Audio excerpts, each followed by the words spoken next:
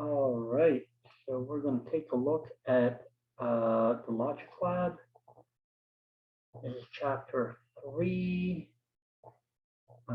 This is exercise 4, and we're going to take a look at the problem itself. I'm going to share screen.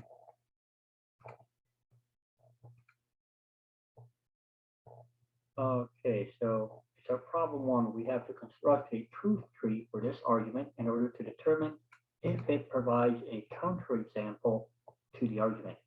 Now, since we're constructing a counterexample, or we're trying to see if we can construct a counterexample, notice that what we're going to try to do is we're going to see if we start off with these two premises, if we can get the opposite of the conclusion, right? So we're not trying to get the conclusion, we're trying to get the opposite of the conclusion. So let's take a look.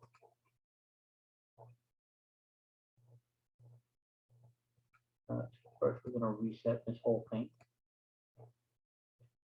All right. So an easy way to do this is you want to start from the top. So you select what it is that you're going to do. That's this conditional. You're going to take it apart here at this branch of the tree. And we can see here what we're going to get on the right side. And we're going to hit apply. All right. So now we have two branching paths. There's the not P or Q. All right. Now, the next thing we're going to do is we are going to take this, the next conditional, Q then R. We're going to select that. We're going to select the two branches. And we're going to tell it to go ahead and take that apart as well. And we should get double branching efforts out of that as well. All right.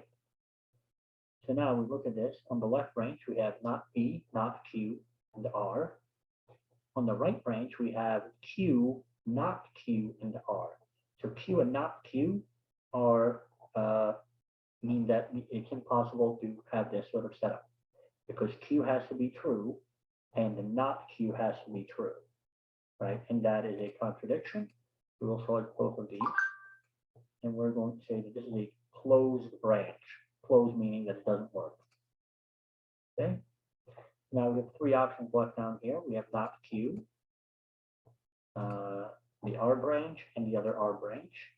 We're going to select our conclusion. Now notice that our conclusion is the opposite of the one that we're sort of working that we had listed, and that's because we're trying to see if it's possible to start with these two premises and end up with this conclusion, the opposite of the one that we had to begin with.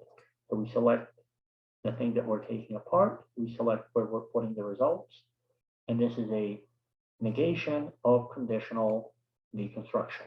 We're going to go ahead and apply that.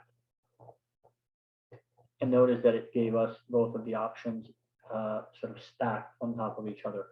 So we have now not P, that's a starting point. Not Q, we're good. And then you have P. Whoops. So we have P and not B and not P both have to be true. That can't happen. So we're going to select both of those. We're going to select the branch, open up the option, and that means that this branch doesn't work, so it's closed. On the other side, we have not P and P. We have R and not R. So that's going to break down two different ways. So again, we're going to mark that as closed. Take a look over here. We have Q, R, P, but then not R. So here we have another contradiction. We select all the pieces, and this is a closed branch. Okay. So could we find a counterexample to our problem?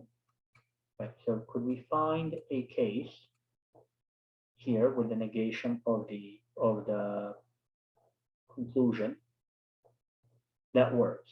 And we could not, right? No matter what we did, if we tried to come to this conclusion, which is the opposite conclusion of what the problem initially gave us, we ended up in some sort of a paradox. That means that there is no counterexample to the original argument given. Ta-da! And that's how that goes. All right, let me know if you have any more questions.